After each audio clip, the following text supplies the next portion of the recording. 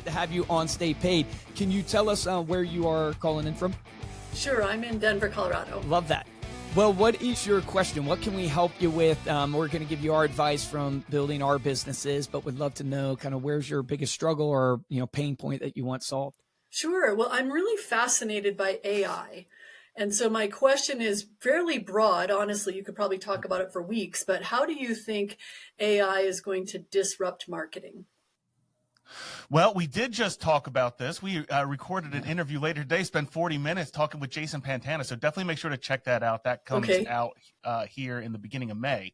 But absolutely, I mean, in terms of how it will disrupt marketing, I think that the biggest thing that it's going to do is just create more parity, right, in the business and in the industry. So what you can do, or one of the interesting things that we're even spending a lot more time doing, is using AI to analyze different results and different customer segmentation. So this is something I was just talking with our director of marketing and our marketing operations director last night, was being able to actually segment our list for our email. What are people actually engaging with? How can we then tailor those messages to connect better with those people in order to amplify the marketing results?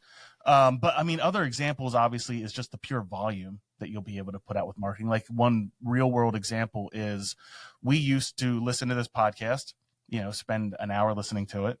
And then it was painful, man, listening to this thing for an hour, listening to it again, just to come up with show notes and get all of the resources and get all of the links and come up with the titles and come up with the email copy and the description and YouTube and everything. Now I literally take the transcript from our application Riverside that we record in, put that into ChatGPT, and we've primed ChatGPT basically with, here are all of the articles, all of the show notes, all of the things that we really liked that we wrote before. Write me now show notes for this episode in that same style. And what used to take a day, now literally, I laughed about it because the other night I uploaded the file right before dinner, and I was like getting ready to just head to dinner and uploaded it, and boom, it spit out everything for me. So the speed in which you can create content, the volume in which you can create content, but then most importantly is the analysis that ChatGPT can give you that would normally spend tons of time and end up missing certain things that you might not normally see in your marketing. Right. Yeah, I think Jason Pantana said this on the show, but I know it's Amazon's founder, Jeff Bezos, got back into Amazon to work on AI because he sees it as electricity. Essentially, like it's going to power everything.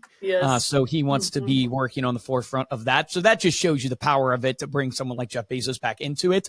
The way I think about it, and this is what I would share with you, because it's very hard to take a bunch of info and knowledge and translate it into implementation. And that's where most people fall down. They can learn and they can have an idea and they can have head knowledge, but they can't translate it to heart knowledge, which actually puts it under practical application.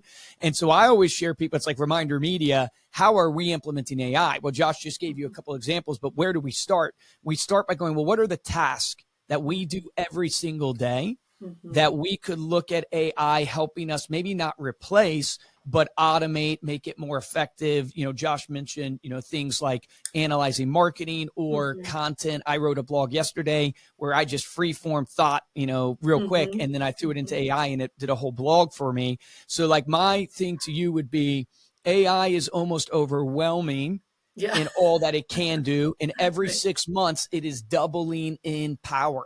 Like it is doubling in its, capabilities, and it's even over my head. So how do you actually translate that to everyday life? I would encourage you, hey, what do you do every single day? And how can you take one of those tasks and utilize AI in that task to make you 15%, 20% more effective? And my belief is, and we'll see if it plays true, call back in 5 years and let's see where we're at. Maybe it'll be robots talking to you here. But my view is that those people who do that will win versus the people who are trying to implement AI 100%, because it's almost too overwhelming to implement it 100%. Right. Yeah. Yeah. I see it as a tool that can be used in a number of ways. So it's all about the person using the tool. So it's really exciting. And then use it like the benefit, and I don't know if you see this, Josh, is like the benefit is it can be conversational. versus search is like just you telling Google, this is what I'm looking for. And then you trying to refine your search versus you actually talking to, whether it's literally talking to it because of the voice feature or actually responding to the stuff that it is giving you to help you understand it more. And that is what is so effective about, you know, utilizing AI for content or search or any of those things, is you can actually respond to it. So I always encourage people is like, ask it and then refine on your ask. Yeah, the ability to be able to put in, you know, if you need to send an email out, right? You want somebody to open that email and you want somebody to click through that email and do the action that you're trying to get from a marketing perspective. You don't have to come up with 50 subject lines.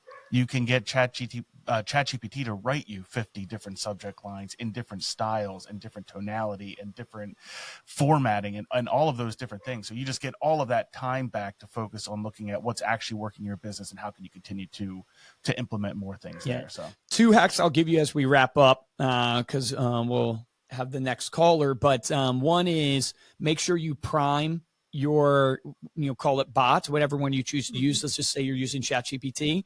So, you know, ways you can do that. But one is like, what is the task that you want it to do? Have it take on that role. So like when I, you know, was preparing for teaching that I was doing at my church, you know, I wanted it to take on the role of a pastor and study these, you know, books and all this stuff. And you can kind of prime it so it knows the knowledge base. Or you can go, and the second tip would be go to explore GPTs. And there's already tons of GPTs that people have spent a ton of time priming. There's recruiter GPTs, CFO GPTs. There's a ton. Now, the scary thing is, can I actually trust what these people have actually primed it to do? But I would encourage people to think about it that way. Get really good at prompting. But Kim, thank you so much for your question. Awesome question. And I think it is very applicable because if you're not using AI, you will be replaced by the people who are using AI. So get using it, people, because it will help you in your business. Thank you, Kim. Thank you. Thanks, Kim.